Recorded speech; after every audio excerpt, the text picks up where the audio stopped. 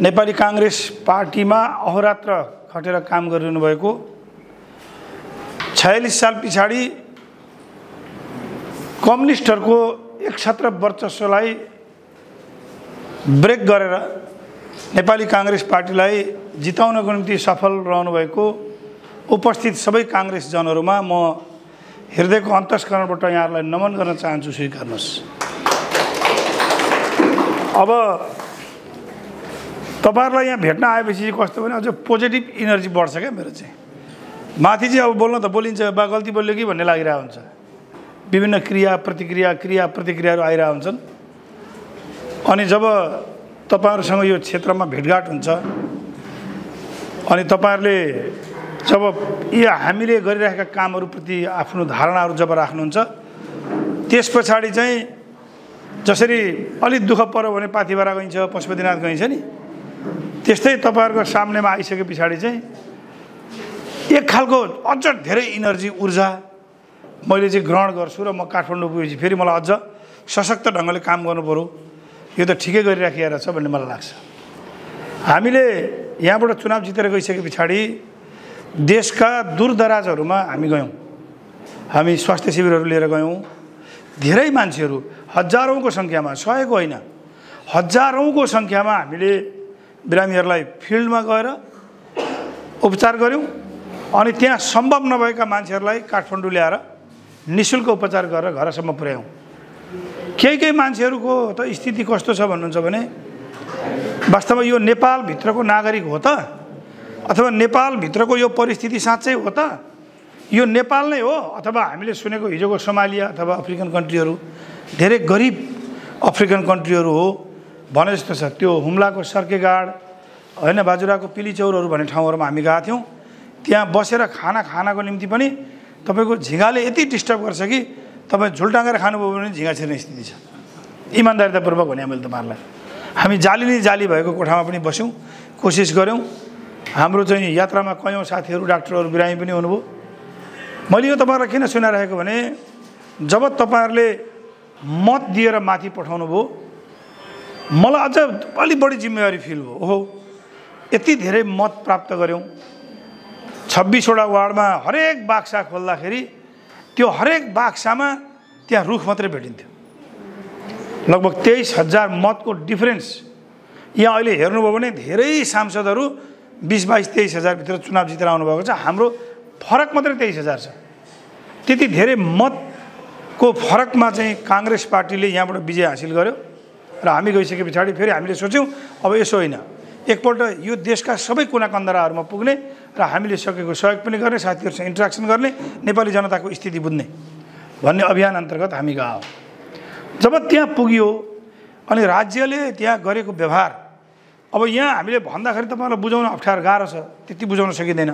तर सामान्य हिसाब कसरी बुझ्नुस् भने इन्द्रपुर चाहिँ यो सुन्दर हरैचा चाहिँ काठमाडौँ जतिको विकसित हो भनेर तपाईले परिकल्पना गर्नुभयो भने यो चाहिँ हुम्लाहरू चाहिँ तपाईको पर यो ताप्लेजुङको ओलाङचुङगोलालाई जसरी तपाई हेर्नुहुन्छ त्यति नै फरक छ भनेर बुझ्नुभयो हुन्छ। यसलाई कम्पेरिजन गर्ने प्यारामिटरै छैन। त्यसकारणले नागरिकहरू ती ठाउँहरूमा, ती विपन्न गरिब ठाउँहरूमा नागरिकहरू तडपिएर घरमा तडपिएर मर्नु बाहेक अर्को विकल्प छैन। तर यथार्थ के हो भन्नुहुन्छ भने मान्छेहरू रान्ति गरिरहेछन् अनि रान्ति गरेर गइरहेछन्। त्यसमध्येको भित्र पनि के देखिन्छ भने 98% मान्छे, यानी कि 100 मान्छे गर्नुभयो भने लगभग भन्नुहोस् न 97 जना 98 जना मान्छेहरू चाहिँ वास्तवमा जनताप्रति उत्तरदायी मान्छेहरू नै गएका छन्। म यो भन्दिनँ कि हामी मात्रै उत्तरदायी छौँ, होइन। सबै पार्टीका धेरै सांसदहरू जनताप्रति राम्रो काम गर्न चाहनुहुन्छ।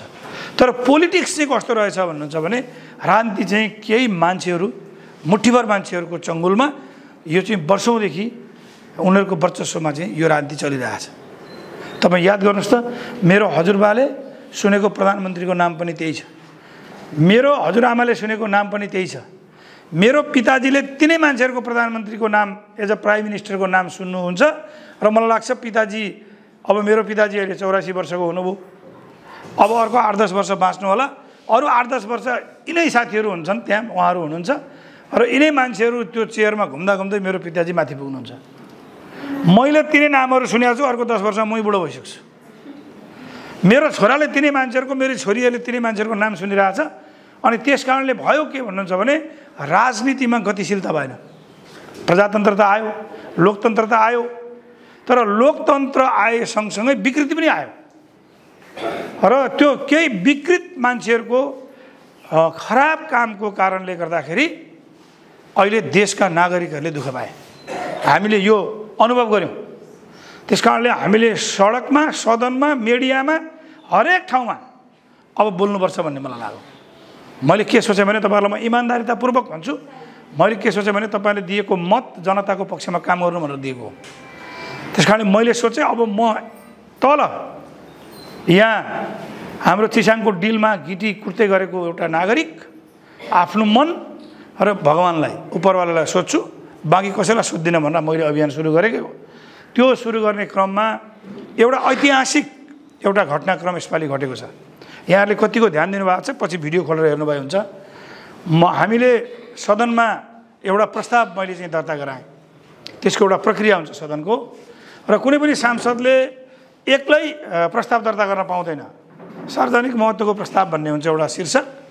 त्यो प्रस्ताव दर्ता गर्ने प्रक्रिया के हुन्छ भने मलाई ठिक लागेको छ भने मैले कमसेकम अरू 2टा सांसदहरूलाई त्यहाँ सिग्नेचर गराउनुपर्छ कि यो प्रस्ताव ठिक छ, राष्ट्रिय महत्त्वको प्रस्ताव हो, यो नेपाली जनताको पक्षमा छ, यो गर्नुपर्छ भन्ने हामीलाई लाग्छ भनेर अरू 2 जनाले समर्थन गरे पछाडि त्यसलाई लगेर सभामुखमा दर्ता गर्ने चलन हुन्छ।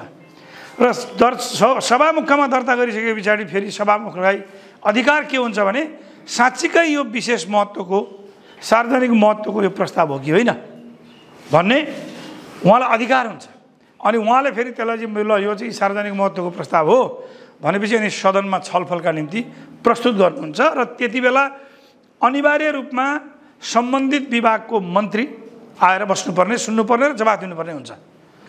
त्यो सिलसिलामा यसपालि मैले राखेको स्वास्थ्य बिमा सम्बन्धी कार्यक्रम जुन चाहिँ हाम्रो त्यसको जिस्ट म तपाईँलाई भन्न चाहन्छु कि प्रत्येक नेपाली नागरिकलाई 3 वर्षभित्रमा 10 लाख बराबरको बिमा सुनिश्चित गर्नुपर्छ। जेनरल रोगहरूमा अब ठुला जस्तो अब कलेजो प्रत्यारोपण गर्नु पर्यो, मुटु प्रत्यारोपण गर्नु पर्यो, अहिले मुटु प्रत्यारोपण पनि सुरु भइसक्यो संसारमा सफलतापूर्वक, फोक्सो प्रत्यारोपण गर्नु पर्यो भने त्यस्ता केसमा र क्यान्सर जस्ता असाध्यै महँगा केसहरूमा राज्यले त्यसको जिम्मा लिनुपर्छ। र यो सकिन्छ, कसरी सकिन्छ भन्ने कुरा पनि लेखेर मैले त्यो चाहिँ टेबलिङ गरेँ। र त्यसमा मलाई 10 मिनट बोल्न दिएको थियो, अरू 2 मिनट एड हुँदा लगभग 12 मिनट हामीले कुरा राख्यौँ। त्यस पश्चात त्यो विषयमा छलफल सुरु भयो सदनमा। सुरुमा सभामुखले 2 घण्टाको टाइम एलोकेट गर्नुभएको थियो, तर समर्थन यस्तो ओभरवेल्मिङ समर्थन आयो कि त्यहाँ कुन पार्टी के भन्ने भएन। सबै पार्टीका सबै सांसदहरूले समर्थन गर्नुभयो र त्यसमध्ये सबै पार्टीबाट 40 जना सांसदहरू बोल्नुभयो समर्थनमा। त्यसमा रासोपाको प्रमुख सचेतक आफै बोल्नु भएको थियो, अनि रासोपाबाट 5 जनाले बोल्नु भएको थियो, राप्रपाबाट बोल्नु भएको थियो, नेकपा एमालेबाट 8-10 जनाले बोल्नुभयो। यो पार्टी त्यो पार्टी भन्ने भएन। उपेन्द्रजीको पार्टीबाट बोल्नुभयो, सबै पार्टी, काङ्ग्रेसबाट पनि बोल्नुभयो, अरू साथीहरूले पनि। र त्यो प्रस्ताव हलले नेपालको इतिहासमै तपाईँहरूले यसो ध्यानपूर्वक हेर्नुहोस् त, हाम्रो संविधान बन्दाखेरि पनि युनानिमस अथवा सर्वसम्मत हुन सकेन। पार्लियामेन्टभित्र अथवा पोलिटिकल केही पार्टीहरू, मधेसका तराईका केही पार्टीका साथीहरूले त्यसलाई जलाउने काम गर्नुभयो। जम्मा जम्मी नेपालको इतिहासमा अहिले मैले राखेको एउटा प्रस्तावमा हल एकीकृत भयो। म तपाईँहरूलाई इमान्दारितापूर्वक भन्छु, त्यति बेला मैले 3 नम्बर क्षेत्रको प्रत्येक तपाईँ साथीभाइहरूलाई सम्झेँ, मैले मेरी आमालाई सम्झेँ, अनि म जन्मिएको मेरो परिस्थितिलाई सम्झेँ, अनि म गर्वले मेरो छाती ढक्क फुल्यो। ओ केही त हामी असल काम गर्दै रहेछौँ, नभएदेखि त यत्र विपक्षीहरूले, नेकपा एमालेका साथीहरूले, माओवादीका साथीहरूले, अन्य सबै दलका साथीहरूले कसरी समर्थन गर्नुहुन्थ्यो र भनेपछि मैले दिएको विचारले एउटा मुलुकलाई एड्रेस कुनै न कुनै ठाउँमा गर्दै रहेछ भन्ने मलाई लाग्यो। त्यति बेला मैले तपाईँहरूको अनुहार एकदम, यहाँका जनताको अनुहार सम्झिएर म एकदम भावविभोल भएँ। तपाईँहरूले दिनुभएको मत अनि त्यसले दिएको शक्ति, त्यहाँबाट आर्जन भएको शक्ति र त्यसले प्रभाव पारेको, नेसनल लेभलमा प्रभाव पारेको एउटा सिचुएसन, एउटा अवस्था, र त्यो चाहिँ नियमतः त्यो ऐन बन्नुपर्छ। त्यसलाई हामी आज होइन अरू 5-6 महिना पछाडि अर्को या अर्को पार्लियामेन्टको टाइममा हामी सोध्छौँ, किनभने सरकार त गैर जिम्मेवार छ। यो फेरि क्लियर हुनुहोस् तपाईँहरू, म ननाटिकन तपाईँलाई भन्छु। यो आजको हिजोको भोलिको पर्सिको भन्ने छैन। यो गत 10 वर्षदेखि आएका मान्छेहरू, अघि मैले तपाईँहरूलाई भने हाम्रो हजुरबुवाले नाम सुनेका मान्छेहरू त्यहाँ हुनुहुन्छ, थेतर हुनुहुन्छ खासमा भन्दा नेपालीमा। टिपिकल नेपाली वर्ड भन्ने हो भने उहाँहरूलाई त्यो गैँडाको छाला भन्छ नि, यसो पिटो भने दुख्दैन भन्छन् नि, त्यस्तै भइसक्नुभयो। किनभने जे गर्दा पनि हुन्छ, जति लुट्दा पनि हुन्छ, जति खाँदा पनि हुन्छ भन्ने केही मान्छेहरूलाई परेको छ। यहाँ यो नेपालको अहिलेको विद्यमानता कस्तो छ भन्नुहुन्छ भने तपाईँहरू त जग्गा पास गर्न जानुहुन्छ होला, सिडिओ अफिसमै जानुभयो भने थाहा छ होला तपाईँहरूलाई। नागरिकले काहीँ न काहीँ कुनै एजेन्ट, कुनै दलाल, कुनै लेखनदास, कुनै ब्रोकर नपक्रिकन कुनै नेपालको मन्त्रालयमा कुनै ठाउँमा कुनै फाइल अगाडि बढ्दैन। स्थिति जर्जर छ। अब अहिले त कतिसम्म भइसक्यो भन्नुहुन्छ भने हामीले एउटा सुन्दर सपना बोकेर आफ्ना बच्चाहरू पैदा गरे हुन्छौँ। एउटी आमाले आफ्नी छोरी जन्मिरहँदा एउटा कल्पना गरे हुन्छ, भोलि मेरी छोरी डाक्टर होलिन्, नर्स होलिन्, इन्जिनियर होलिन्, अथवा मेरो छोरो भोलि डाक्टर होला, नर्स होला, इन्जिनियर होला, सिए होला, राम्रो पढ्ला अनि पैसा कमाउला, घर जम गर्ला, बुढेसकालमा मलाई साथ दिएला भनेर सोचेको हुन्छ। तर आजको नेपालको विद्यमानता के छ भन्नुहुन्छ भने 250 भन्दा बढी नर्सिङ कलेजहरू बन्द गरिए, हजारौंको संख्यामा सिट संख्याहरू, मेडिकलको चाहिँ सिटको संख्याहरू काटिए, इन्जिनियरिङ आइटी कलेजहरू बन्द गरिए र यहाँ मजा गरेर नेताहरू बसिया छन्। न शिक्षा मन्त्रीलाई मतलब छ, न स्वास्थ्य मन्त्रीलाई मतलब छ, न प्रधानमन्त्रीलाई मतलब छ। यो विषय हामीले धेरै पटक पटक उठान गर्यौं तर कसैले सुन्नेवाला छैन। तर एक दिन सुन्नुपर्ने स्थिति आउन सक्छ। हामीले बोलिरहँदाखेरि, हामीले मुलुकैभरि कुराहरू उठाइरहँदाखेरि एक दिन सुन्नुपर्ने स्थिति आउँछ भन्ने हामीलाई लाग्छ। नेताहरू के भन्छन् हेर्नुहोस्, लाजै नपचिकन भन्छ नि, लाजै नपचिकन हाम्रा केही नेताहरू के भन्छन् भने यद्यपि फिर्ता लिए पनि नाम चाहिँ काङ्ग्रेसको, नेता चाहिँ काङ्ग्रेसको, अनि सदनमा भन्छन् के भन्नुहुन्छ भनेदेखि चाहिँ होसपूर्वक भन्छन् कि त बेहोसी भए भन्नु पर्यो। होसपूर्वक के भन्छन् भने अब यहाँ त रेड लाइट एरिया, यानि कि महिलाहरूले देह व्यापार गर्न पाउने रेड एरिया खोल्नु पर्यो भन्छन्। गर्छन् के? नर्स पढ्न चाहने छोरीहरूलाई नर्स पढ्न दिँदैनन्, डाक्टर बन्न चाहने छोराहरूलाई डाक्टर बन्न दिँदैनन्, इन्जिनियर बन्न चाहने हाम्रा बच्चाहरूलाई इन्जिनियर बन्न दिँदैनन्, अनि गर्छन् भ्रष्टाचार, अनि भन्छन् चाहिँ के रेड लाइट एरिया खोल्नु पर्यो। हेर्नुहोस् त हामी बीपी कोइरालाको पार्टीको कार्यकर्ता हौँ। तपाईँ हामी बीपी कोइराला जो यही मोरङको हाम्रो घर तलतिरको मान्छे हुनुहुन्थ्यो, जसको अमलाले यसरी देखाउँदाखेरि चाहिँ आँखाले नदेखिने गरी 3000 बिघा भन्दा बढी जमिनहरू थिए अरे। मलाई अमेरिकन यात्रामा हामी सँगै 21 दिनसम्म जाँदाखेरि बीपी कोइरालाको छोरा, सुपुत्र, कान्छो छोरा शशाङ्क कोइराला, डाक्टर शशाङ्क कोइराला दाइले सुनाउनु भएको, उहाँहरूले थाहा पाउँदाखेरि पनि अरबी घोडा भन्छ नि, उहिले हामीले कथामा बाइपङ्की घोडा भन्थ्यौँ नि, अरबी घोडा भनेको यानि कि अहिले नेपालको आर्मीहरूसँग भएको ठुल्ठुलो घोडाहरू देख्नुहुन्छ नि, त्यस्तो घोडा त यहाँ विराटनगरमा उहाँहरूको तबेलामा 100 वटा प्लस घोडाहरू स्वयं शशाङ्क दाईहरूले थाहा पाउँदासम्म 100 वटा घोडाहरू थिए अरे। हजारौं बिघा जमिन, अरबौंको सम्पत्ति, ती चिजलाई सबै त्यागेर हाम्रा नेताहरू कृष्णप्रसाद भट्टराई, गणेश मान्जी त्यस्तै सम्पन्न मान्छे, उहाँहरूले सर्वस्व हरण, आफ्नो सम्पत्ति सबै सर्वस्व हरण, जीवन सबै बाँच्ने कि मर्ने थाहा छैन, त्यो गरेर अनि एसाइलममा बसेर, विदेशमा बसेर, स्वदेशमा बसेर वर्षौंसम्म जेल बसेर ल्याइदिएको यो प्रजातन्त्र, अनि नेताहरूलाई लुट्न ल्याएको होइन नि। दुईटा बाटो थियो मसँग, यो मलाई दुईटै कला आउँथ्यो। फेरि म तपाईँलाई ढाँट्दिनँ, एउटा गुलामीको कला, चाकडीको कला, हो दाजु हो भाउजू भन्ने, जाने हजुर भन्ने, सिट लिने, केन्द्रीय सदस्य बन्ने, मन्त्री सन्त्री पड्काइदिने, ढ्याका ढुक्क पार्ने, अलिअलि दाम कमाउने, माल खाने, 5 वर्ष कटाउने, त्यहाँबाट दुबईतिर जाने, राम्रो घर किन्ने, हिँड्ने। एउटा बाटो यो जुन त्यो पापको बाटो हो।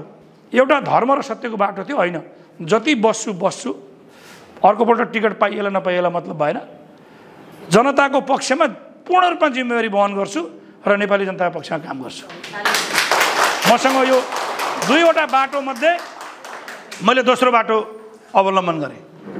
दोस्रो बाटो अवलम्बन गर्ने क्रममा तपाईँहरूलाई म खुलेर भन्छु, आज पथरीमा, यही पथरीमा सुनजोडा भन्ने ठाउँ छ, त्यो सुनजोडातिर जाने एउटा पुल 2 नम्बर वार्डमा त्यहाँका जनताले मलाई के भन्नुभएको थियो भने डाक्टर साहब अरू केही नगरे पनि यो पुल तपाईँको कार्यकालमा बनाइदिनु होला भने। पहिलोचोटि प्रकाश राणा दाइजिन्जू अर्थमन्त्री हुनुभयो, दङ्ग परे, अब त काङ्ग्रेसको अर्थमन्त्री भए, आउला भनेर भनेको त सबै डिपिआर सिपिआर गरिसकेका थियो। 6 करोड रुपियाँ पैसा चाहिने त्यो बेला, हुन्छ दिन्छु भन्नुभयो, पछि त दिनु भएन, झगडा गर्न थाल्नु।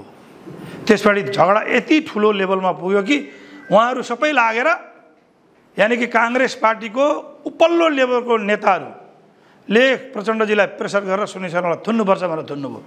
तर उहाँहरू कहाँ फ्ल्याट खानुभयो भने जब भोलिपल्ट न्यायाधीशले यो सुनिल शर्माको गिरफ्तारी इलिगल हो, तिमीले पक्ड्न पाउँदैनौ भनेर 2 पेज लेखेर दिनुभयो, म छुटेँ। त्यसपछि उहाँहरू लगभग बेहोस हुनुभयो। उहाँहरूलाई यति ठुलो भ्रम थियो कि उहाँहरूले चाहिँ सबै त्यहाँ नेताहरू त्यति बेला त्यो भुटानी शरणार्थी काण्ड घटिरहेको, बालकृष्ण खाँड जस्तो नेताहरूलाई चाहिँ जो लगेर थुनिरहेको, उहाँहरूको मनोबल बढेको थियो। सुनिललाई पनि यी सिध्याइदिन्छु भनेर उहाँले सोच्नुभएको।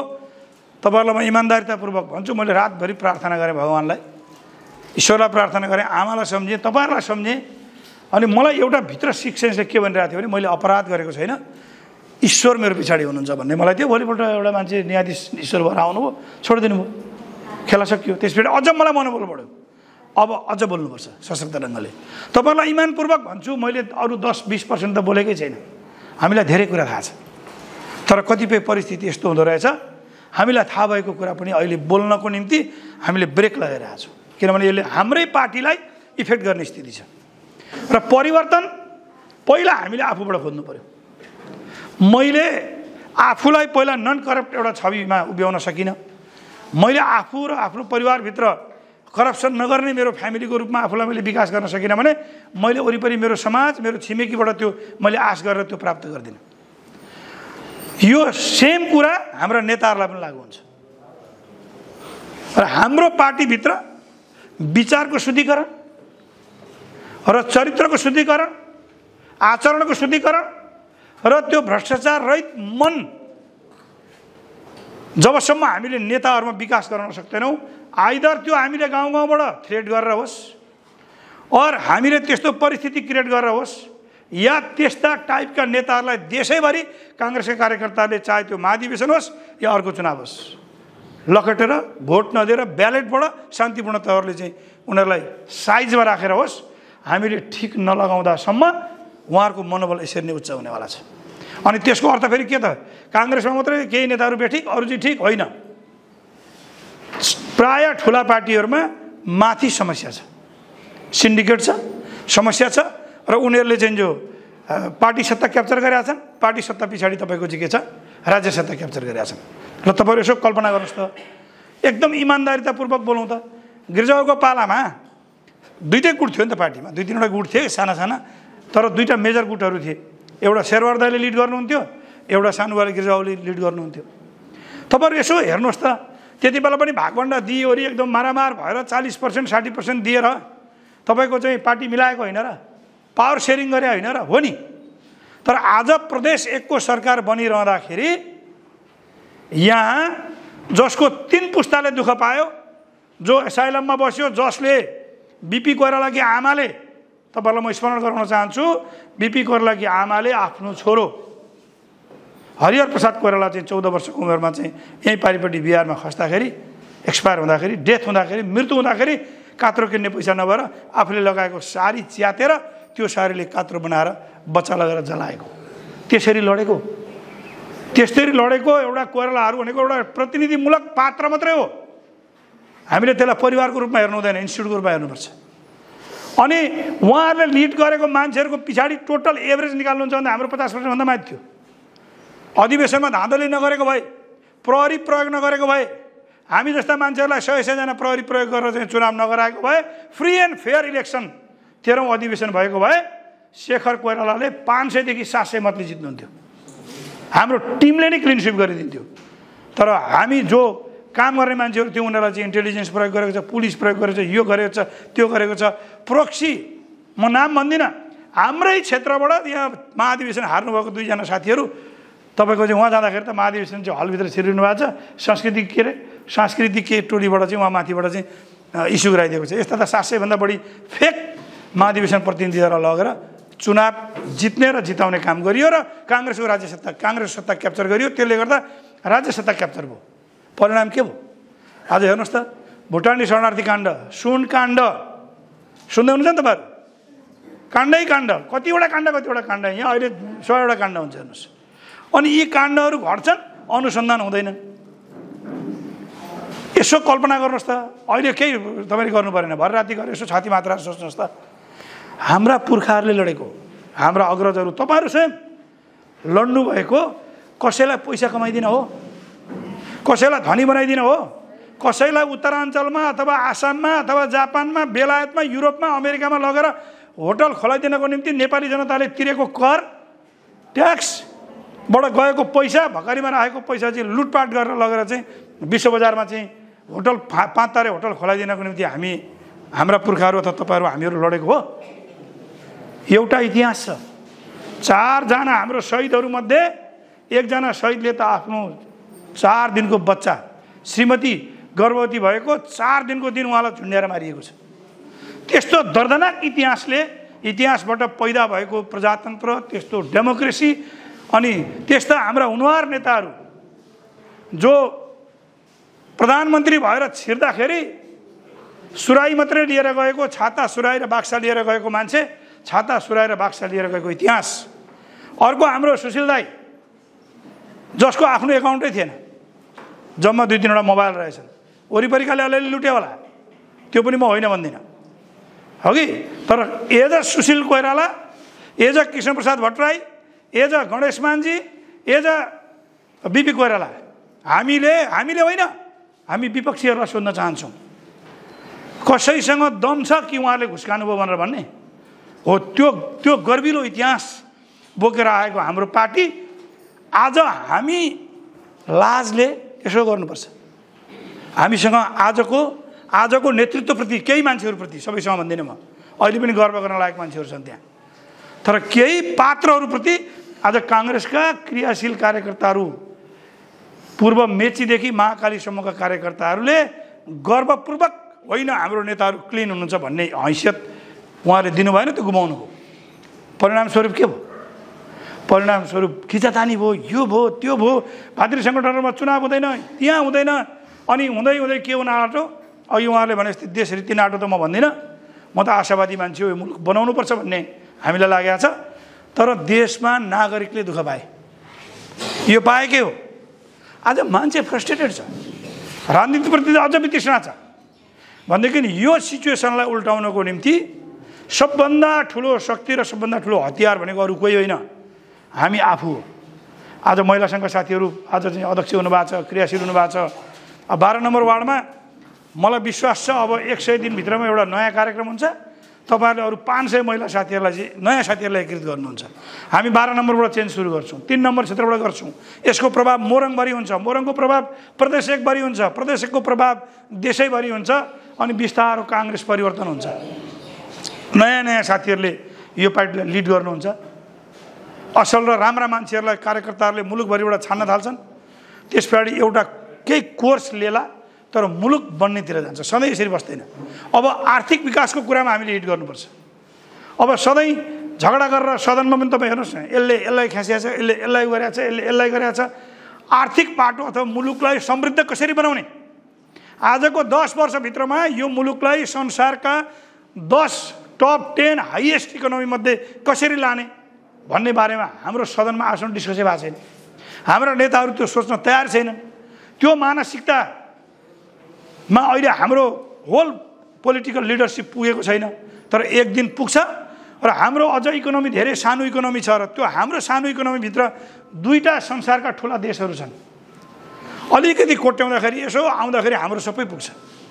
यताबाट चाहिँ टोटल पपुलेसनको 2% टुरिस्ट, यताबाट 2% टुरिस्ट ल्याइदियो भने तपाईँ हाम्रा छोरानातीले होटल चलाएर नसकेर बाहिरबाट मान्छे ल्याउनु पर्ने दिन आउन थाल्छ। तर छैन, त्यो चाहिँ सोच अहिलेको नेतृत्वले बोकेको छैन। त्यस कारणले हामी अहिलेको नेतृत्वलाई पनि त्यो सोच बोक्नेतिर लाने प्रयासमा छौँ। त्यहाँ केही साथीहरू हुनुहुन्छ भित्र, तपाईँहरूले अघि नाम लिनुभयो, हाम्रो रेस्पेक्टेड हाम्रो दाई हुनुहुन्छ चन्द्र भण्डारी दाई, सबै पार्टीमा केही नेताहरू हुनुहुन्छ, उहाँहरू चिन्तित हुनुहुन्छ र भित्र गफ भइरहेछ। मान्छेहरूले आँट गरेका छैनन् किन पार्टीमा क्रियाशील खाइदिइहाल्छन्, नभएदेखि अलि कम्युनिस्ट पार्टीमा त काङ्ग्रेसमा त अलिक सजिलो छ, बरु मनमा लागेको कुरा बोल्न त पाइन्छ। तर अरू पार्टीमा त के छ, अहिले तपाईँ भन्नुहोस् नेकपा एमालेमा अथवा माओवादीमा प्रचण्डजी अथवा चाहिँ ओलीजीको केपी ओलीजीको विरोध कसैले गर्यो भने के हुन्छ, ऊ साधारण सदस्यताबाट पनि बर्खास्त हुन्छ। हाम्रो जस्तो होइन। त्यस कारणले त्यहाँ पनि एक्सर्साइज सुरु भएको छ र मलाई लाग्छ, मलाई विश्वास छ एक दिन परिवर्तन हुन्छ, चेन्ज हुन्छ भन्ने छ। अब म फेरि 12 नम्बरतिर आउँछु तपाईँहरूकोमा। अब यो 12 नम्बर वार्ड त हेर्नुहोस् कस्तो भने काङ्ग्रेसका निम्ति टिपिकल नेपालीमा भन्दा हाम्रो निम्ति भड्खालो अथवा काल वार्ड थियो। अब स्थानीय चुनाव लडो 400-490 भन्दा माथि आउँदैन, 500-600 उतातिर उल्टी हुने गरी 2700-2800 होइन। हामी त छिर्ने स्थिति नै थिएन। म र राजनजी हाम्रो थुप्रो साथीहरू उहाँहरू चाहिँ हामी 17 दिन लाएर सबै घर गयौँ, 13 घर पुग्न सकेनौँ, 1177 घर रहेछन् होइन। 1164 घर हामी गयौँ। हाम्रो कमल भाइ आज आएन चाहिँ बिचरा, तिलक दाईहरू हुनुहुन्थ्यो। अनि सबै घर घर हामी त्यो पुग्ने क्रममै निरुबैनीको पनि आइपुग्यो हो। अनि हामी सबै घर घर पुग्यौँ। मैले राजनजीलाई भने, राजनजी अब त 500 भोट डिफरेन्स भनेको, अब हामी 500 भन्दा बढी त हाम्रो डिफरेन्स हुँदैन नि त, त्योभन्दा पछाडि त हुँदैन होइन भने उहाँलाई मैले। 500 भन्नुहुन्छ सर, 500 त प्लस गराउने हो भन्नु उहाँले। लु यो चाहिँ हुँदैन भनेको थिएँ मैले। तर भयो के भन्नुहुन्छ भने 2300 मतले पछाडि रहेको हामी त्यसलाई रिकभरी लिएर हामी 760 मतले त्यहाँ जित्यौँ। र मेरो महिला दिदीबहिनीहरूलाई आग्रह के छ भने तपाईँहरू सशक्त ढङ्गले लाग्नुभयो भने अर्कोपल्ट 12 नम्बरमा हामी 2000 भोट प्लस लिड गर्छौँ र गर्नुपर्छ। त्यहाँको वडा सदस्य, वडा अध्यक्ष, मेयरको सबैको भोटको प्याटर्न एकदम ट्रेन कार्यकर्ताको रूपमा एकदम 1 भोट 2 भोट तलमाथि नपारिकन सर लाइनमा ठ्याक्क हालेर। अब जिताउने वार्ड चाहिँ कुन हुन्छ भन्दाखेरि सुन्दर हरेछामा 12 नम्बर चाहिँ काङ्ग्रेसको स्ट्रङ छ है, खतरा वार्ड हो काङ्ग्रेसको निम्ति, राम्रो वार्ड हो भन्ने हैसियतमा तपाईँहरूले पुर्याउनुहुन्छ भन्ने आत्मविश्वासका साथ तपाईँहरू सबै यहाँहरूको सबैको घरमा मलाई व्यक्तिगत रूपमा जाने इच्छा थियो। हामीले सल्लाह पनि गऱ्यौँ ललितजी हामीले, तर त्यो सम्भव छैन। अनि हामीले सोच्यौँ नयाँ वर्ष 2082 को सिलसिलामा कमसेकम एउटा नोटिस फेसबुकमा हालौँ। अनि नोटिस राखेपछि त सबैले हेर्नुहुन्छ, हामी प्रायः सबै फ्रेन्ड्स छौँ, नभए छोरो छ नभए नाति छ के छ यता छ थाहा भइहाल्छ भनेपछि अनि हामीले नोटिस राखेर राजनजीलाई हामीले रिक्वेस्ट गऱ्यौँ, ल राजनजी भेटघाट गर्नु पऱ्यो है, बुवाहरूसँग आमाहरूसँग दाजुभाइ दिदीबहिनीहरूसँग भेटघाट गरौँ। अब यो 82 को पूर्व सन्ध्यामा खुसी साटासाट गरौँ भन्ने उद्देश्यका साथ र तपाईँहरूले देखाउनु भएको र दिइरहनु भएको जुन सद्भाव, जुन प्रेम, जुन प्रगाढ माया र आशीर्वाद छ त्यो पनि बरकरार रूपमा रहिरहोस् है। तपाईँहरूले हरेक दिन घरमा काहीँ न काहीँ पूजा गरिरहँदा, बिहान उठेर पूजा गरिरहँदाखेरि हाम्रा मान्छेहरू सुनिल शर्माहरू छन्, ललितहरू छन्, मानबहादुरहरू छन्, भक्तहरू हुनुहुन्छ, काकाहरू हुनुहुन्छ, हाम्रा जो पार्टीमा अहोरात्र काम गरिरहेका धेरै जति साथीहरू हुनुहुन्छ, उहाँलाई चाहिँ हे भगवान् तपाईँहरूले सद्बुद्धि दिनुहोला, राम्रो गरिदिनु होला, सधैँ विजय जय गराइदिनु होला, शत्रुलाई पराजय गराइदिनु होला भनेर कमसेकम कामना पनि गरिदिनुहुन्छ भन्ने अपेक्षाका साथ फेरि तपाईँहरूका बिचमा आउन पाइयोस्। 2082 साल सबैका निम्ति मङ्गल रहोस्, शुभ रहोस्। र एउटा नोटिस यहाँहरूलाई भन्न चाहन्छु म, हामीले एउटा के काम गरिरहेछौँ भने यहाँ हाम्रो बिरामी सिफारिस गर्ने साथीहरू हुनुहुन्छ, काठमाडौँमा पनि काठमाडौँ मेडिकल कलेज भएको हुँदा यहाँ हामीलाई अलिक लोड बढी परेर एकदम आर्थिक रूपमा विपन्न कोही साथीहरू हुनुहुन्छ भने उहाँहरूलाई हामीले आउने जाने भाडासहित, बसको भाडासहित हामीले दिने गरी, बिरामीको निःशुल्क उपचार गर्ने गरी काठमाडौँ मेडिकल कलेजमा पनि हामीले व्यवस्था गरेका छौँ। भाडा त आफै तिर्न सक्नेले आफै तिरेर जाने, आफू तिर्न नसक्ने हाम्रो साथीहरूले भन्नुहुन्छ भाडा छैन भनेर हामीलाई भनेपछि भाडा पनि हामीले दिने गरी यो व्यवस्था गरेका छौँ। यो आफूले पनि उपयोग गर्नु होला र क्षेत्रभरिका साथीहरूलाई पनि यो भनिदिनु होला भन्दै तपाईँहरूको आशीर्वाद पक्का पनि हामी सबैले प्राप्त गऱ्यौँ, ग्रहण गऱ्यौँ। तपाईँहरूको सद्भाव र प्रेम हाम्रा पक्षमा छ भन्ने बुझेर अब अलि बढी बोलेँ भने त्यसलाई माफ दिनु होला भन्दै अहिले मैले बिदा चाहेँ। हवस् त, जय नेपाल, धन्यवाद, नमस्कार।